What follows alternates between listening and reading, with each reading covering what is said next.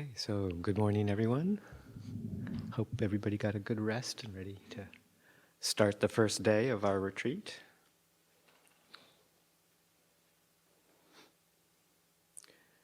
So you've probably taken a look at the schedule, and we'll have a morning practice period here that goes until 10:45,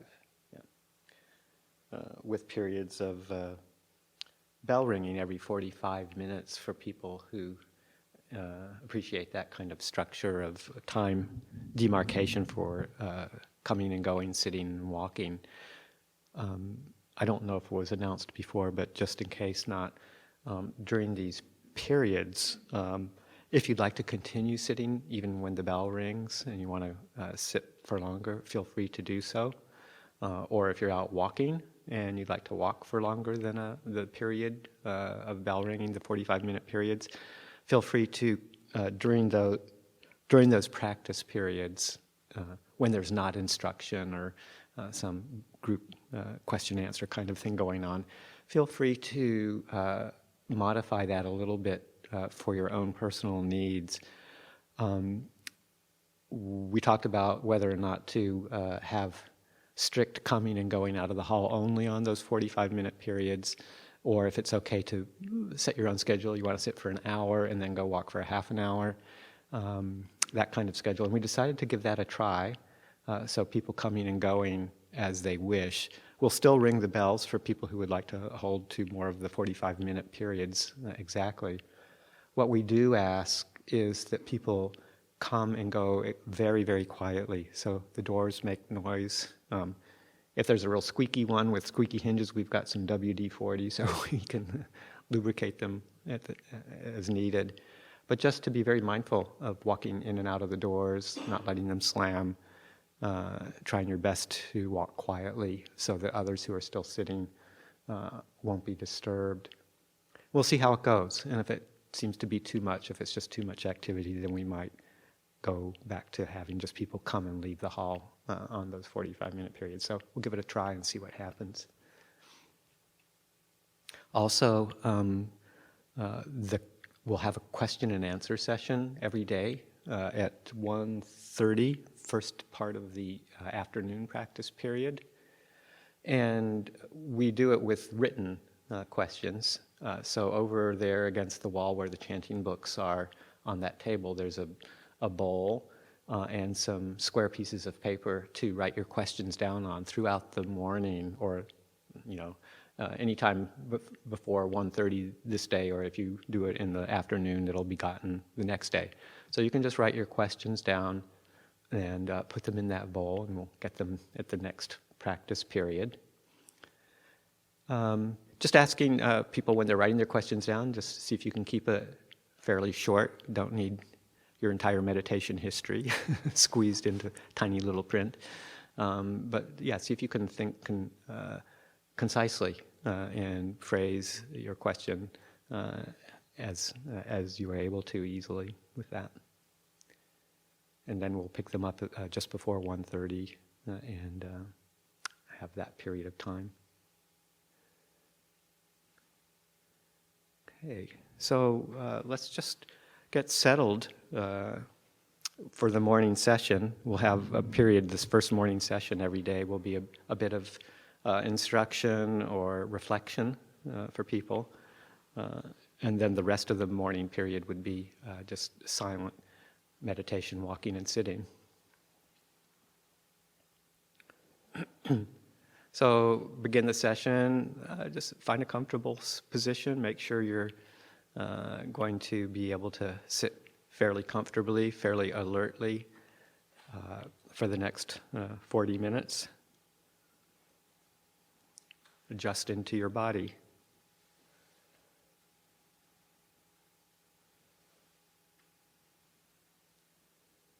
Judging from the early morning sit, it seems like most people are quite comfortable with sitting practice, so I'm glad to see that.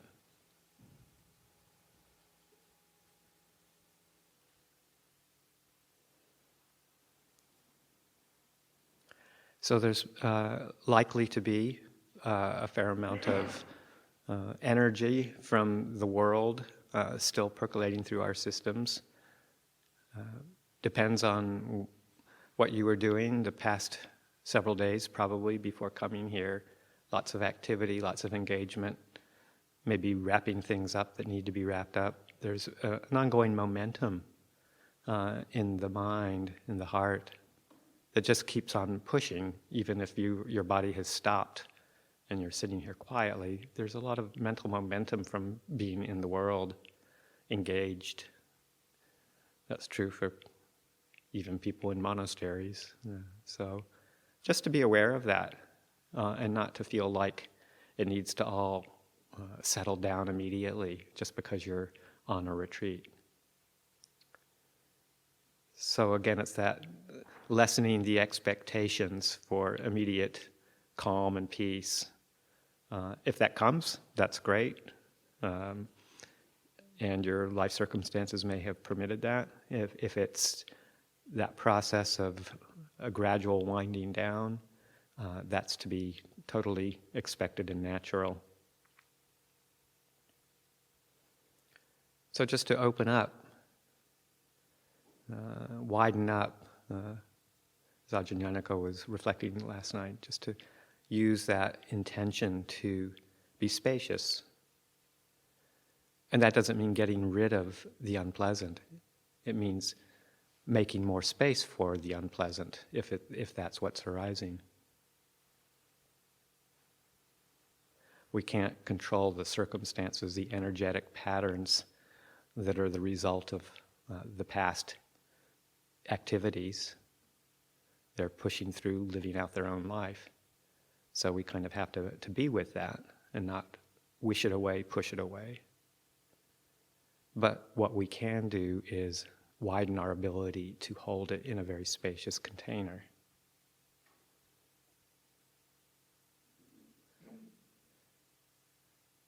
One of the great ways to do that is to really just start to settle into the experience of being in a body. So we slowly shift our focus to this sense of embodiment, where the mental activities are still present, but they're being held in that container of bodily awareness as bodily energies.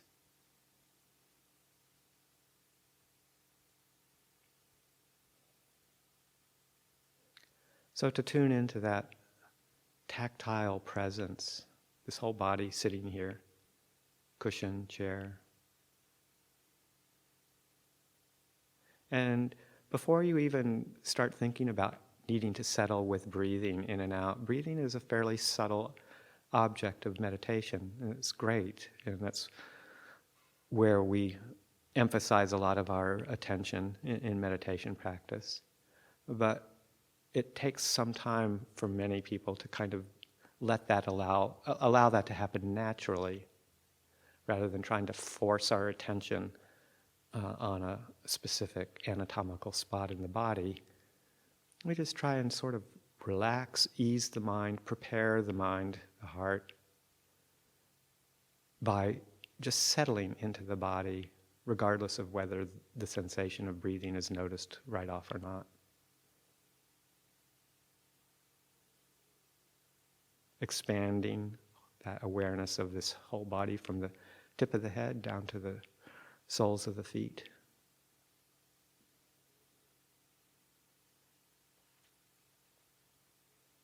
In this posture, just sitting.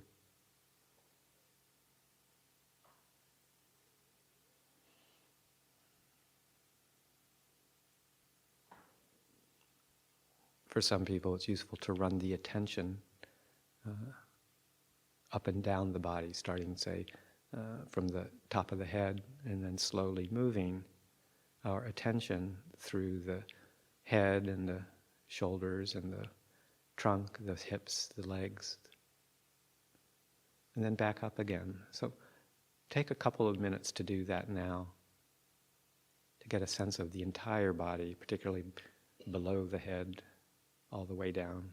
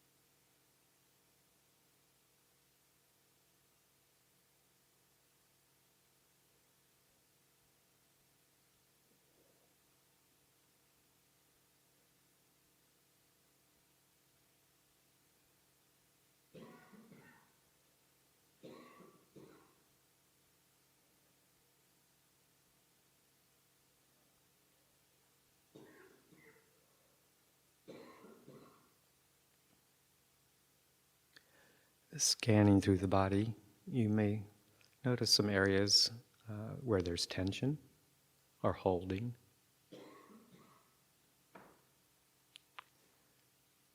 And areas that are more relaxed and open.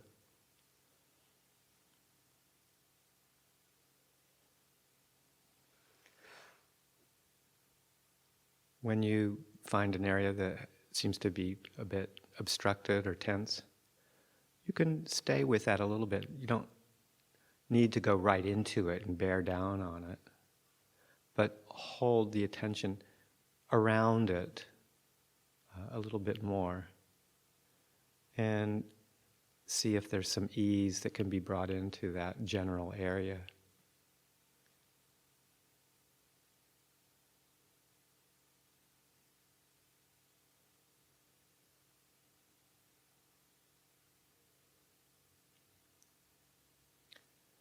A particularly useful place to notice is the muscles of the face. We hold a lot of tension in the face and in the head and the shoulders, but particularly the face. And you might want to take some time to scan through from the forehead down through the areas around the eyes, the cheeks, the jaw, and maybe even further into the neck, upper shoulders, but with the intention of just relaxing every moment, every place of holding, even if it's subtle.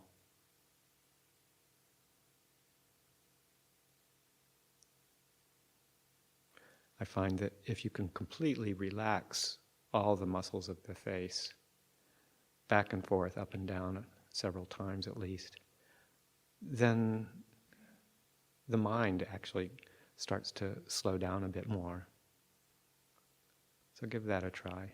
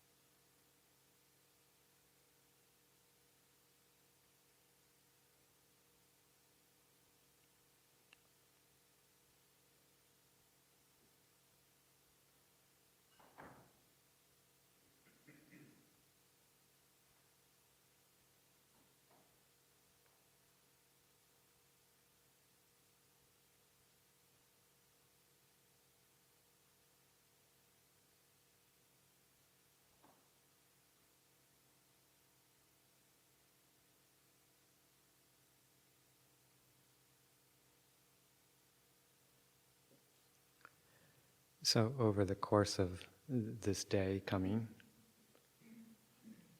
the body might start to settle down a little bit as you settle into the practice of sitting and walking.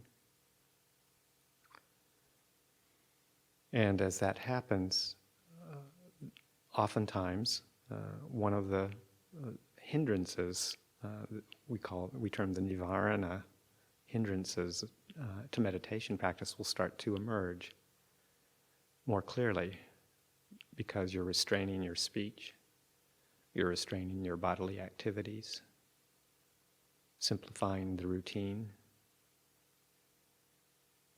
Then that provides the opportunity for these underlying energetic conditions, the hindrances, to start rising up a bit.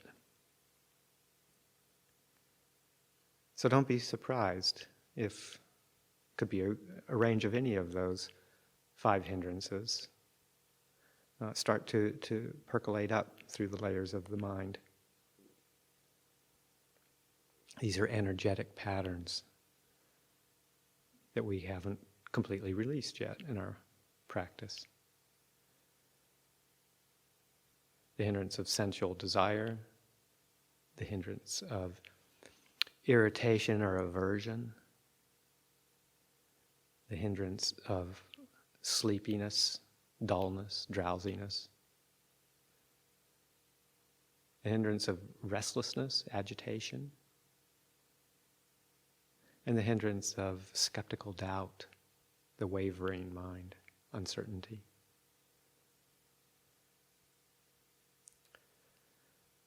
So to be aware that we're giving ourselves the opportunity, and in fact, in some ways, not encouraging them to come up, but allowing them to be seen through this practice of slowing and stilling.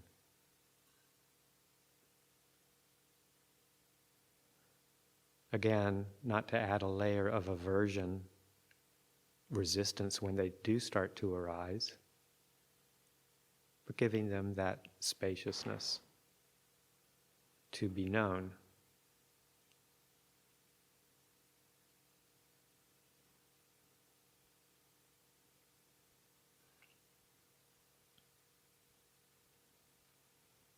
Without resistance and without encouragement either.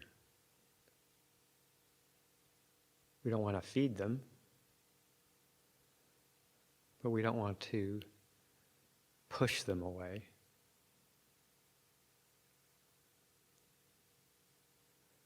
Having an attitude of giving them room but not bored,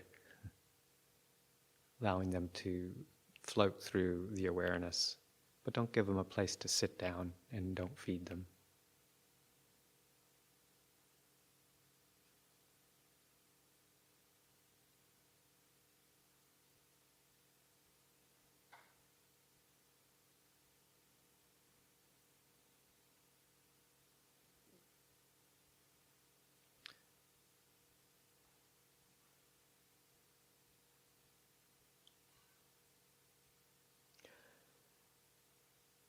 A lot of our practice, so much of our practice, is to be oriented around relinquishing, releasing, letting be, rather than trying to attain, achieve, get concentrated. Got to get me some samadhi. Settledness and collectedness will come as we relax and as we open up, gladden the mind, gladden the heart. We don't have to go searching for it and pin it down. It's a natural result of simplifying, settling, and releasing.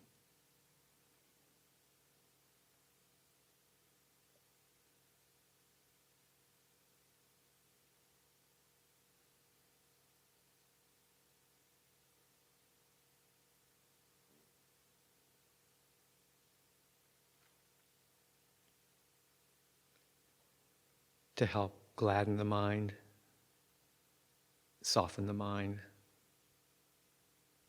in a way that allows the breath to settle into your awareness without having to go searching for it. A lot of the practice is setting up the mind, settling the mind to allow it to happen naturally.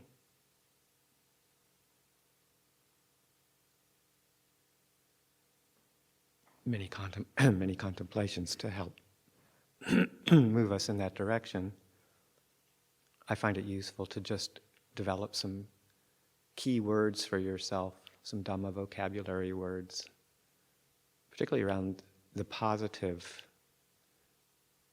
states of mind that can arise as we let go of the hindrances. So just to imagine with a word and the effect that it has on the body. When sensual desire is absent, what's the quality of the mind? Contented? Full? Replete?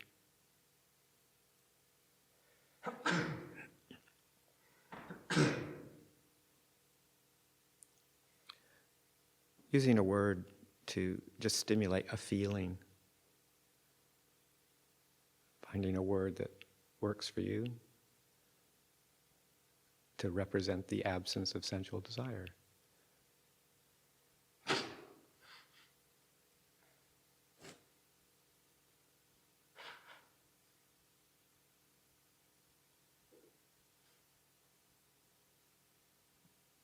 Easeful, contented.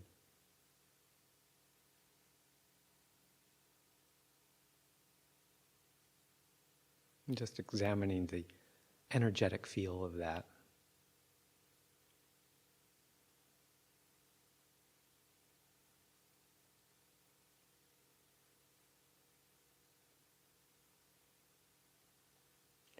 Or the absence of ill will, the absence of aversion. What might that feel like energetically? Warm, gentle.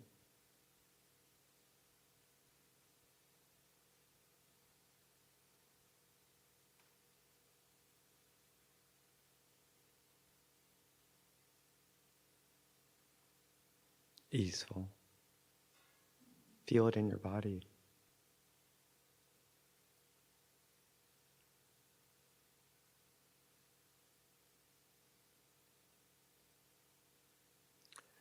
And the absence of drowsiness or dullness might be described as awake, alert, fresh, clean, cool, clear.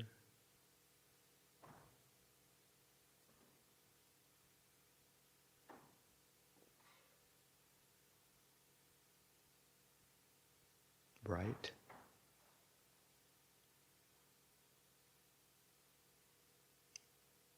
Choose a word that fits.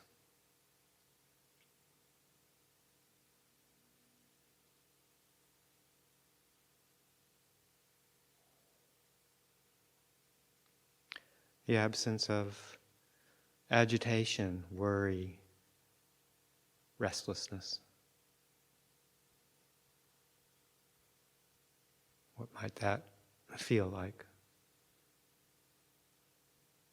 Maybe still.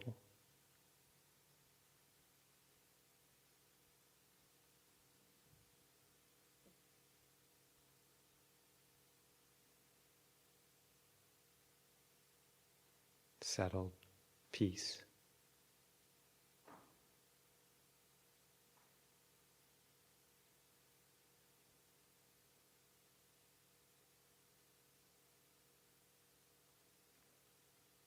The absence of doubt, of wavering.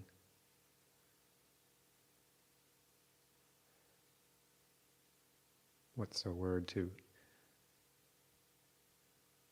represent that absence? Maybe confident, unwavering, steady.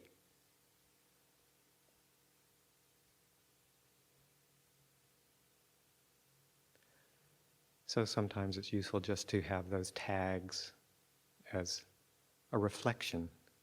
Can go through them as an example, to just go through them one by one and say, contented, gentle, clear, alert, still, steady.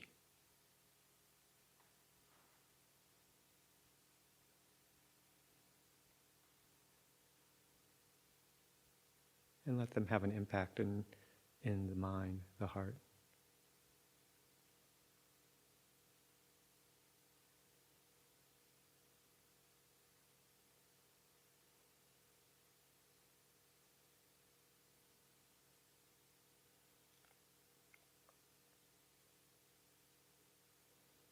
So play around with these ways of settling the mind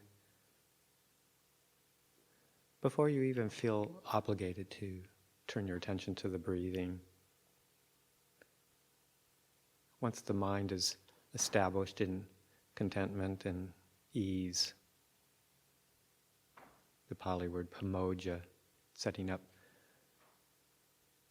an easeful mind through active contemplation, then that kind of mind, that attitude of mind will much more easily settle with the breathing. The breathing will just emerge as an object.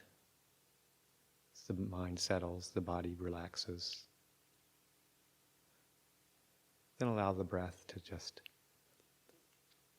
drop in quietly into your attention. And kindly, gently turn your attention towards that in and out breathing, wherever it feels most comfortable. Maybe even throughout the entire body as it expands and contracts, breathing in, breathing out. That energy, breath energy coursing through the whole body. And relax with it.